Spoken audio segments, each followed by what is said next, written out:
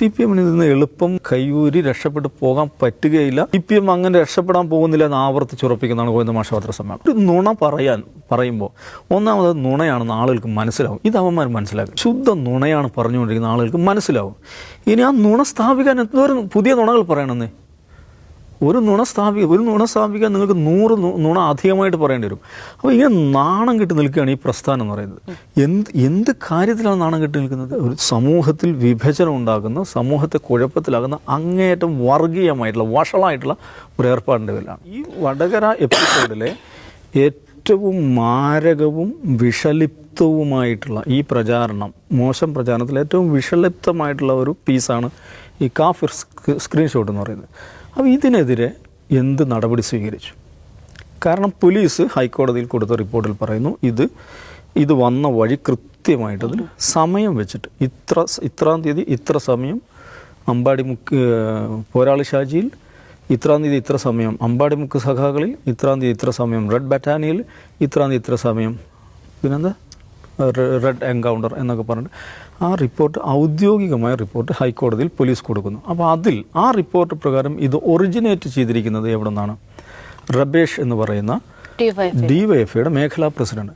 അപ്പോൾ ഇവരിത് ഉണ്ടാക്കിയോ ഇവർ ചെയ്തൊന്നുമല്ല, ഇവരിത് ഷെയർ ചെയ്തു എന്നുള്ളത് തന്നെ നമ്മളുടെ നിയമപ്രകാരം കുറ്റകൃത്യമാണ്. കാരണം അങ്ങേയറ്റം വർഗീയ വിദ്വേഷം ഉണ്ടാകുന്ന തരത്തിലുള്ള ഒരു കണ്ടന്റാണത്. അപ്പോൾ ഇവർക്കെതിരെ സർക്കാർ, പോലീസ് എന്ത് നടപടി? ഇപ്പോൾ ഗോവിന്ദ മാഷ് തന്നെ പറയുന്ന 17 കേസുകൾ എടുത്തിട്ടുണ്ടെങ്കിൽ എന്താണ് ഇവർക്കെതിരെ കേസെടുക്കാത്തത്? ആ കേസുകൾ എന്തുകൊണ്ട് ഇത് പെടുന്നില്ല എന്ന ഒരു പ്രശ്നം അവിടെയുണ്ട്. രണ്ടാമത്തെ പ്രശ്നം, നമുക്ക് പോലീസ് കേസെടുക്കാത്തതിന് പോലീസിനോട് ചോദിക്കുന്നതാണ് ഗോവിന്ദ മാഷ്ക്ക് പറയാം. ഓക്കെ ഫൈൻ, പോലീസിൻ്റെ കാര്യം പോലീസിനോട് ചോദിക്കാം. ഗോവിന്ദ മാഷ് മറുപടി പറയേണ്ട പ്രശ്നം ഇപ്പോഴും അവിടെ ബാക്കി നിൽക്കുകയാണ്. ഈ പറയുന്ന റബേഷ് എന്ന് പറയുന്ന ആളാണ് ഇത് ആദ്യമായിട്ട് ഷെയർ ചെയ്യുന്നത് എന്നാണ് പോലീസ് പറയുന്നത്. അപ്പോൾ ഇത് എവിടെ നിന്നാണ് തനിക്ക് കിട്ടിയത് എന്ന് റബേഷ് പറയാൻ സന്നദ്ധമാവുന്നില്ല എന്നാണ് പോലീസ് റിപ്പോർട്ടിലുള്ളത്. ഹി കുഡ് നോട്ട് എന്നുള്ളതാണ്. പാർട്ടിയുടെ ഉത്തരവാദിത്തപ്പെട്ട ഒരാളാണല്ലോ അയാൾ. ഡിവൈഎഫ്ഐയുടെ മേഖലാ പ്രസിഡൻ്റാണ്, CPMൻ്റെ മെമ്പറാണ്. പാർട്ടിക്ക് ചോദിക്കാമല്ലോ, സഖാവേ നിനക്ക് എവിടെ നിന്നാണ് കിട്ടിയത്? അപ്പോൾ UDFകാരുടെ സൃഷ്ടിയാണ്, UDFകാർ ചെയ്താണെന്ന് ഇങ്ങനെ പറഞ്ഞുകൊണ്ടിരിക്കുകയാണ് EP ജയരാജൻ എന്ന് പറഞ്ഞു. ഓക്കെ, അങ്ങനെയാണ് അത് കൃത്യത വരുത്താൻ ഏറ്റവും അധികം സാധിക്കുന്ന അതിന് ഏറ്റവും ക്വാളിഫൈഡ് ആയിട്ടുള്ള ആളാരാണ്? ഈ റബേഷാണ്. കാരണം ഇത് ഒറിജിനേറ്റ് ചെയ്തിരിക്കുന്നത് അവിടെ നിന്നാണെന്നാണ് പോലീസ് റിപ്പോർട്ട് പറയുന്നത്. റബേഷിന് പറയാമല്ലോ, എനിക്ക് ഇന്ന ഇടത്തുനിന്ന് കിട്ടിയാണ്, ഇന്ന് UDFകാരൻ, ഇന്ന് മുസ്ലിം ലീഗുകാരൻ, ഇന്ന് കോൺഗ്രസ്സുകാരൻ അവൻ ഷെയർ ചെയ്താണ്, അല്ലെങ്കിൽ അവൻ്റെ ഫാമിലി ഗ്രൂപ്പ് നിന്ന് ഒരുത്തൻ എനിക്ക് അയച്ചു തന്നാണ്, അങ്ങനെയും പറയാമല്ലോ. ഇതൊരു UDFകാരൻ്റെ, ഒരു കോൺഗ്രസ്സുകാരൻ്റെ ഫാമിലി ഗ്രൂപ്പ് കണ്ടപ്പോൾ നമ്മുടെ സഖാവായിട്ടുള്ള നമ്മളോട് താല്പര്യമുള്ള ഒരുത്തൻ എനിക്കത് അയച്ചു തന്നാണ്, അങ്ങനെയും പറയാമല്ലോ. അപ്പോൾ അത് ആ സഖാവ് ഇത് പറഞ്ഞാൽ തീരുന്ന പ്രശ്നമേ ഉള്ളൂ. ഒറ്റ വാക്ക്.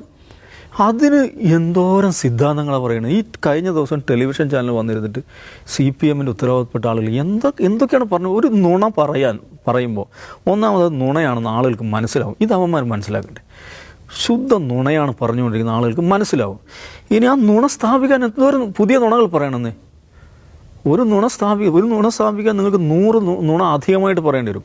അപ്പോൾ ഇങ്ങനെ നാണം കെട്ടി നിൽക്കുകയാണ് ഈ പ്രസ്ഥാനം എന്ന് പറയുന്നത്. എന്ത് കാര്യത്തിലാണ് നാണം കെട്ടി നിൽക്കുന്നത്?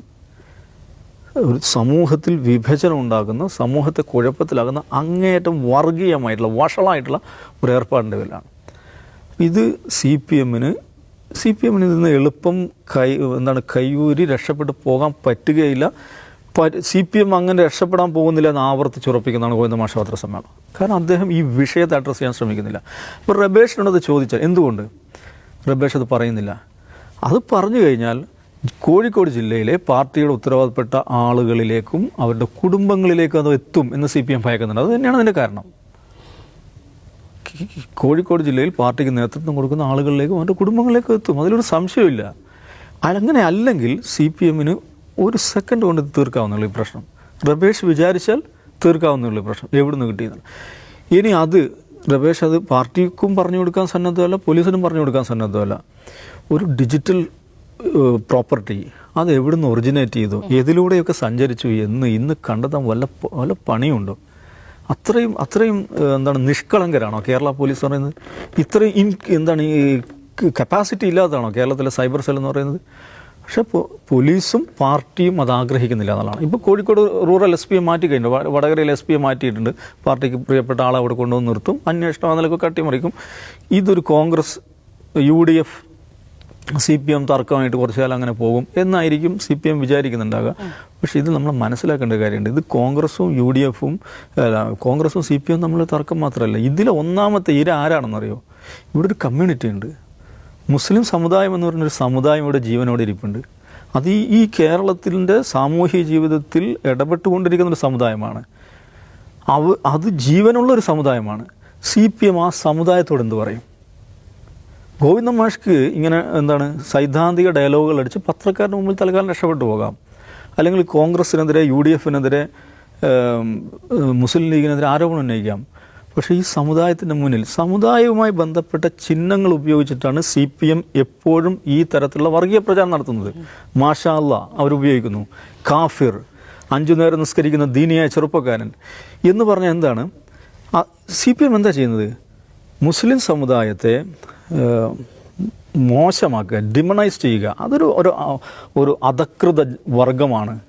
അത് ഈ ജനാധിപത്യപരമായ ചിന്തകളില്ലാത്ത ഒരു ഇലക്ഷൻ സമയത്ത് പോലും നിസ്കരിക്കുന്ന ആളെ നോക്കി വോട്ട് ചെയ്യുന്ന ഒരു ജനതയാണ്. ഒരു ലെസർ ഹ്യൂമൻസിൻ്റെ ഒരു സംഘമാണ്. ആധുനികമായ ഈ സംഗതികളെക്കുറിച്ച് ധാരണയില്ലാത്തവരാണ് എന്നൊക്കെയുള്ള ഈ പറയുന്ന ഹിന്ദുത്വ സംഘ് പരിവാർ ഏത് നിലക്കാണോ മുസ്ലിങ്ങളെ ചിത്രീകരിക്കാൻ ഉദ്ദേശിക്കുന്നത് ആ നിലയിലൊരു കമ്മ്യൂണിറ്റിയാക്കി ഈ കമ്മ്യൂണിറ്റിയെ നിർത്തുകയാണ് ചെയ്യുന്നത്. അതിൻ്റെ ലാഭം നേടാനാണ് അങ്ങനെയുള്ളൊരു ഇമേജ് ഉണ്ടാക്കി ഈ മുസ്ലിം വിരുദ്ധത വളർത്തി. ഞാൻ ഇതിൻ്റെ 2-3 ദിവസം മുമ്പ് പറഞ്ഞു, CPM ഒരു വർഗീയ പാർട്ടിയല്ല, ഒരു മുസ്ലിം വിരുദ്ധ പാർട്ടിയുമല്ല. പക്ഷേ മുസ്ലിം വിരുദ്ധതയെ അതിൻ്റെ കച്ചവട മൂല്യം തിരിച്ചറിഞ്ഞ് അത് ഉപയോഗപ്പെടുത്താൻ എന്തെല്ലാം വഷളത്തരങ്ങൾ ചെയ്യാൻ പറ്റുമോ അത് ചെയ്തുകൊണ്ടിരിക്കുന്ന ഒരു പാർട്ടിയാണ്. അത് BJPയേക്കാൾ മോശപ്പെട്ട രീതിയിൽ വടകരയിൽ ചെയ്തു എന്നുള്ളതാണ് നമ്മൾ കണ്ടിട്ടുള്ളത്. അതുകൊണ്ട് ഗോവിന്ദൻ മാഷിന് തൽക്കാലം കോൺഗ്രസിനെ പറഞ്ഞ് രക്ഷപ്പെടാം, അല്ലെങ്കിൽ ഈ പത്രക്കാരുടെ മുമ്പിൽ അതും ഇതും പറയാം. പക്ഷേ ഈ കമ്മ്യൂണിറ്റി ഇവിടെ ഉണ്ടെന്നും അവരിത് കാണുന്നുണ്ടെന്നും ചിന്തിക്കുന്ന, വായിക്കുന്ന, കാര്യങ്ങളെ തിരിച്ചറിയുന്ന മനുഷ്യരാൽ സമ്പന്നമായൊരു കമ്മ്യൂണിറ്റിയാണ് ഇതെന്നും CPMും ഗോവിന്ദൻ മാഷും മനസ്സിലാക്കും.